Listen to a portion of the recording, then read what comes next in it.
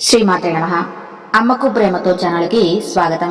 అందరికీ కూడా ఆ అమ్మవారి ఆశీస్సులు ఉండాలని మనస్ఫూర్తిగా తల్లిని వేడుకుంటూ, మహాకుంభమేళ 2025 కోట్లాది భారతీయుల ఆధ్యాత్మిక సాధనా మార్గంలో మహాకుంభమేళ ఒక విశేషమైన సందర్భం. ఈసారి 144 సంవత్సరాలకు ఒకసారి మాత్రమే జరిగే మహాకుంభమేళ అనే పవిత్ర సంఘటన కూడా తోడుగా వచ్చిందని పండితులు సెలవిచ్చారు. ప్రతి ఏటా భారతదేశంలోని ఒక్కో నదికి జరిగే పుష్కరాల గురించి మనకు తెలుసు. ఈ 2025 మే నెలలో సరస్వతీ నదికి పుష్కరాలు రానున్నాయి. ఈలోగానే 12 ఏళ్లకు ఒకసారి జరిగే మహాకుంభమేళా కోసం ఉత్తరప్రదేశ్లోని ప్రయాగ్రాజ్ సిద్ధమైంది. ఈ 2025 జనవరి 13 నుంచి ఫిబ్రవరి 25 వరకు జరగనున్న ఈ మహాకుంభమేళా కోసం దేశవ్యాప్తంగా 13,000 రైళ్లు ప్రయాగ్రాజ్ వైపు నడిపిస్తున్నాయని రైల్వే శాఖ వెల్లడించింది.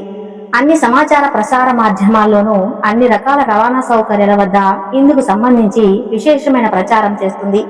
ప్రభుత్వం కుంభమేళా ప్రదేశాలు, శుచి శుభ్రత, బస్సు రవాణా, సమాచారం, వైద్యం ఇంకా పలు రకాల వసతులను కల్పిస్తుందని, ఆ సమాచారం వివిధ వెబ్సైట్లో, యాప్స్ ద్వారా అందుబాటులో ఉంటుందని ప్రభుత్వం ప్రకటించింది. ఈసారి జరగనున్న మహాకుంభమేళా విశేషమేంటో తెలిస్తే ఆ ఉత్సవంలో పాల్గొనడానికి సరైన ఉత్సాహం కలుగుతుంది. మీకు తెలుసు కదా, ప్రపంచం మొత్తం మీద అతి తక్కువ మంది పాల్గొనే ఏకైక ఉత్సవం ఈ మహాకుంభమేళా అని ప్రపంచ రికార్డులు ఎప్పుడూ నమోదైంది. ప్రపంచం మొత్తం మీద అతిపెద్ద ఆధ్యాత్మిక ఉత్సవం కూడా ఇదే. దేశ విదేశాల నుంచి కోట్లాది మంది భారతీయులు, ఇతర దేశస్తులు సైతం ఈ కుంభమేళా 2019లో అర్ధ కుంభమేళా జరిగిన సంగతి గుర్తుండే ఉండుంటుంది. అప్పుడు సుమారుగా 20 కోట్ల మంది పాల్గొన్నారు. విశ్వాసం, సాంప్రదాయం, ఆచారం, దైవ చింతన, జ్ఞానయోగ, భక్తి మార్గాల ద్వారా పరమాత్మను స్మరిస్తూ ఆధ్యాత్మిక మార్గంలో జీవిత సత్యాన్వేషణ కోసం తపస్సు చేసే సాధువులు, గుండెల్లో నిండిన భక్తి తప్ప ఇతర ఆధ్యాత్మిక జ్ఞాన సంబంధ విషయాలు తెలియని స్వచ్ఛమైన సాధారణ భక్తులు సైతం మహాకుంభమేళాకు వచ్చి గంగలో మునిగి పునీతులమై తృప్తితో ఇళ్లకు చేరుకుంటారు. సనాతన హిందూ ధార్మిక విశ్వాసం కలిగిన మహాకుంభమేళాకు పౌరాణిక చరిత్రక ప్రాధాన్యత ఉంది. అవును, మత విశ్వాసం అనే సంస్కృత సంకుచిత అర్థం కాదు. ఈ సందర్భం ఆధ్యాత్మిక మార్గంలో ఉన్నత స్థానానికి దారి తీసే ఆచారం ఇది. గంగానది పవిత్రతతో తాము కూడా పాపహితులమై పునీతమవుతామనే విశ్వాసం ఉంది. మనశ్శాంతి, మోక్ష ప్రాప్తి, జీవాన్ముక్తి కలిగించే శక్తి నగరుకు ఉందని, పుష్కరాల కుంభమేళా కలలు ఆధ్యాత్మిక శక్తి మహోన్నతంగా చేకూరుతుందని విశ్వాసం కోట్లాది మంది ప్రజలకు ఉంది. మరి విశేషాలు తెలుసుకోకుండా ఎలా ఉండగలం చెప్పండి? క్షీరసాగర మదనం వేళ చివరగా ఉద్భవించిన అమృత భాండం కోసం దేవదానవులు ఇద్దరు కీచులాడుకున్నారని తెలుసు కదా. దుర్వాసముని శాపం వల్ల బలహీనులైన దేవతలు అమృత సేవనం చేసి తిరిగి శక్తివంతం కావాలని భావించి ఆ పని తమ వల్ల మాత్రమే అవ్వదు కనుక రాక్షసుల సహాయం కూడా తీసుకుని పాల సముద్రాన్ని చిలుకుతారు. రాక్షసులకు సగం పాలన ఇవ్వాలని ఒప్పందం. తీరా అమృత కలశం వెలువడగానే ఇరుపక్షాల మధ్య గొడవ పడ్డారు. అప్పుడు విష్ణుమూర్తి తన వాహనం అయిన గరుత్మంతుడికి ఆ కలశం లాక్కుని దూరంగా వెళ్లిపోమని ఆదేశిస్తాడు. అలా గరుడు ముక్కున కరుచుకొని తీసుకువెళ్తున్న అమృత కలశం నుంచి ధోనికి జారిపడ్డ 4 అమృత బిందువులు భూమి మీద హరిద్వార్, ఉజ్జయిని, నాసిక్, ప్రయాగ్రాజ్లో పడ్డాయి. అప్పటి నుంచి 4 ప్రదేశాలు మహిమాన్వితమైన తీర్థ క్షేత్రాలుగా విలసిల్లుతున్నాయి. అమృతం కోసం జరిగిన కోట్లాట మానవుల లెక్కలో 12 సంవత్సరాల పాటు జరిగింది. అది వారికి 12 రోజులతో సమానం. కనుక్కునే పుష్కరాల కాలం నెక్కట్లు విశేష ఉత్సవాలు చేసుకోవడం ప్రారంభమైంది. చరిత్రను చూసిన 19వ శతాబ్దం నుంచి మనకు ఎందుకు ఆధారాలు లభిస్తున్నాయి? అయితే ఇది మనకు తెలిసిన తాజా సమాచారం కింద లెక్కించాలి. ఎవరైతే అంతకు మునుపు చరిత్ర కూడా చూడాలి కదా. మాఘమాసంలో నదీ స్నానాలు చేయటం పవిత్రకు చిహ్నంగా భారతీయులు 1000 సంవత్సరాలుగా ఆచరిస్తూ వస్తున్నారు. వాటిని మాఘ స్నానాలుగా పరిగణిస్తారు. ఋగ్వేదంలో క్షీరసాగర మదనం, అమృత ప్రాప్తికి సంబంధించిన వివరాలు ఉన్నాయి. గుప్త మౌర్య సామ్రాజ్య పరిపాలన కాలంలోనూ కుంభమేళా జరిగినట్లు చారిత్రక వివరాలు చూడొచ్చు. కాలక్రమంలో కుంభమేళా ఆధ్యాత్మిక సాధనకు, ప్రజల్లో ఐకమత్యం పెంపునకు దారితీసింది. దేశం నలుమూలల నుంచి వచ్చే సాధువులతో, సన్యాసులతో, భక్తులతో నదీ తీరాలు కిటకిటలాడుతున్నాయి. వివిధ సంస్కృతుల సమాధానంగా భారత్లోని భిన్నత్వంతో ఏకత్వం గోచరిస్తూ ఉంటుంది. భారతుల వైవిధ్యానికి ఎటువంటి సాంస్కృతిక ఆధ్యాత్మిక ఉత్సవాలు ప్రతీకగా నిలుస్తున్నాయి. అందుకే మేరా భారత్ మహాన్ అని ప్రతి భారతీయుడు గర్వపడతాడు. ఇంతకీ కుంభమేళా జరిగే చోటు గురించి చెప్పాలి కదా. బహుశా మీరు మీ పెద్దలు తెలిసిన వారు గతంలో జరిగిన కుంభమేళాలో పాల్గొంటారు.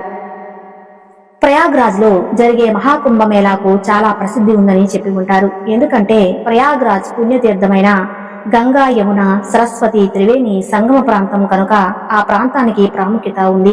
ఇక తర్వాత ప్రసిద్ధి క్షేత్రం హరిద్వార్ వద్ద ప్రవహించే గంగా నది చాలా తేటగా ఉంటుందని, పర్వతాల నుంచి నేరుగా వచ్చిన గంగమ్మ హరిద్వార్ వద్ద జనవాసాల గుండా వెళుతుంది కనుక ఇక్కడ గంగ నీరు ఇక్కడ తేటగా ఉంటుందని చెబుతారు.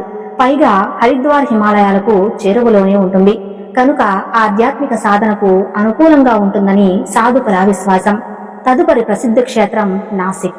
మహారాష్ట్రలోని గోదావరి నది తీర ప్రాంతం నాసిక్ గోదావరిని దక్షిణ గంగగా కీర్తిస్తారు. గోదావరి నది బంగాళాఖాతంలో కలిసే వరకు దాని పరివాహక ప్రాంతంలోని అనేక పుణ్యక్షేత్రాల గుండా ప్రవహిస్తూ ఉంటుంది. అన్ని భారతీయ హిందూ ధార్మిక విశ్వాసాలతో ముడిపడిన ప్రాంతాలే. ఇక మధ్యప్రదేశ్ లోని ఉజ్జయిని 4 పుణ్యక్షేత్రం క్షిప్త నదీ తీరాన ఉన్న ఈ నగరం మహాకాళేశ్వర జ్యోతిర్లింగ క్షేత్రం కావటంతో ప్రత్యేకతను సంచరించుకుంది.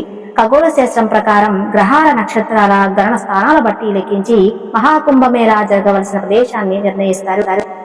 బృహస్పతి గ్రహం సూర్యుని చుట్టూ రావడానికి సుమారుగా 12 సంవత్సరాల సమయం పడుతుంది. అలా 12 ఏళ్ల బృహస్పతి గ్రహ బ్రాహ్మణ కాల వ్యవధుల్లో అది ఉన్న ప్రదేశాన్ని బట్టి ప్రతి 12 ఏళ్లకు ఒక్క స్థానాలు కుంభమేళాను నిర్వహిస్తారు.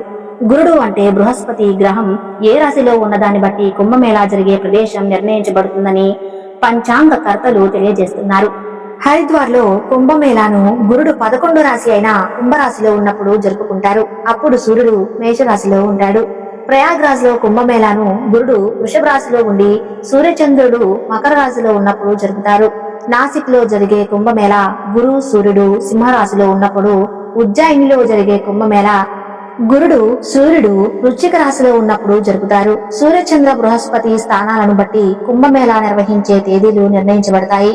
ఈ నిర్ధారిత ఖగోళ క్రమంలో ఏర్పడిన కళలు, పర్యావరణాలు, ఆధ్యాత్మిక శక్తి జాగృతం ఉంటుందని, ఆ కాలంలో ఆయా నదీ జలాలు అమృతత్తులమై ఉంటాయని భక్తులు నమ్ముతారు. కనుకనే అప్పుడు ఆ నదీ జలాలలో స్నానం ఆచరించి పునీతం కావాలని భక్తులు ధారాళంగా వస్తుంటారు. ఇలా 12 సంవత్సరాలకు ఒకసారి కుంభమేళా జరుగుతున్నట్టే 6 ఏళ్లకు ఒకసారి అర్ధ కుంభమేళా కూడా నిర్వహిస్తారు. అయితే ఇది హరిద్వార్, ప్రయాగ్రాజ్ లకు మాత్రమే పరిమితం. 2019లో ప్రయాగ్రాజ్ లో అర్ధ కుంభమేళా జరిగిందని చెప్పుకున్నాం కదా, గుర్తుండే ఉంటుంది కూడా. కుంభమేళా సమయంలో భక్తులు నదుల్లో పుణ్య స్నానాలు ఆచరించి గంగా నదికి హారతులిచ్చి యాగాలు నిర్వహిస్తారు. దివంగతులైన తమ పూర్వీకులకు పిండ ప్రదానాలు చేస్తారు. వివిధ మఠాధిపతులు, సాధువులు వచ్చి పుణ్య ప్రవచనాలు ఇస్తారు. సనాతన భారతీయ హిందూ సాంప్రదాయ ఆచార వ్యవహారాల వెనుక ఉన్న శాస్త్రీయ ఆధ్యాత్మిక జ్ఞానాన్ని గురువుల ద్వారా తెలుసుకునే అవకాశం లభిస్తుంది. ఇప్పుడు మనం చెప్పుకున్నట్లుగా యావత్తు భారత సాంస్కృతిక వైవిధ్యాన్ని ఒకే ప్రదేశంలో చూసే అవకాశం ఉంది. ఐక్యరాజ్య సమితి విభాగమైన విద్యా, విజ్ఞాన, సాంస్కృతిక సంస్థ యునెస్కో భారతదేశంలో జరిగే కుంభమేళాని మానవత్వం యొక్క అవ్యక్త సాంస్కృతిక వారసత్వంగా కొనియాడింది. భక్తి విశ్వాసాలతో పాటుగా ప్రజానికం చేసే యాత్రల మూలంగా రవాణా రంగానికి నివాసం ఉంటారు కనుక ఆతిథ్య రంగానికి ఆర్థికంగా బోలెడంత ఆదాయం సమకూరుతుంది.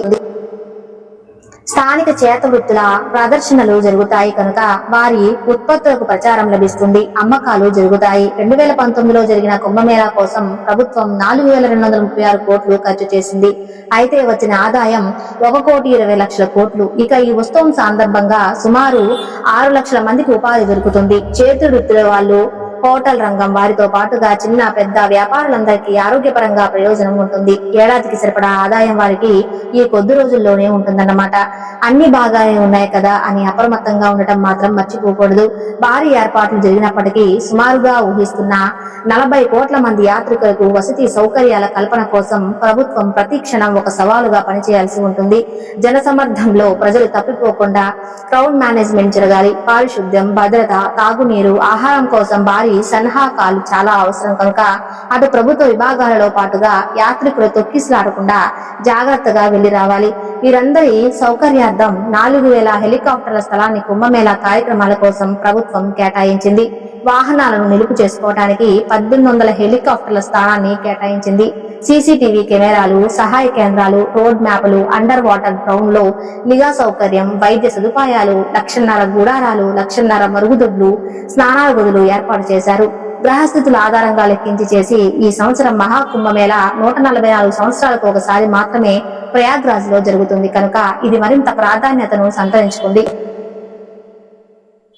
ఆ ప్రకారం చూసిన అధిక జనం ఒకే చోట గుమిగూడుతారు కనుక కలరా వంటి వ్యాధులు సోకకుండా ప్రభుత్వం యంత్రాంగం యాత్రికులు జాగ్రత్త పడాలి కనుకనే తాత్కాలికంగా మహాకుంభమేళా పేరుతో ఒక జిల్లాను సైతం ఏర్పాటు చేశారు. చిరస్మరణీయమైన కుంభమేళా అనుభవాన్ని ఆస్వాదించాలంటే భారతదేశ సాంస్కృతిక వైభవాన్ని చిరకాల జ్ఞాపకంగా చేసుకుంటూ ఉండాలి. అంటే అందరూ తగు జాగ్రత్తతో ఉండటం తప్పనిసరి అని మాత్రం మర్చిపోకూడదు.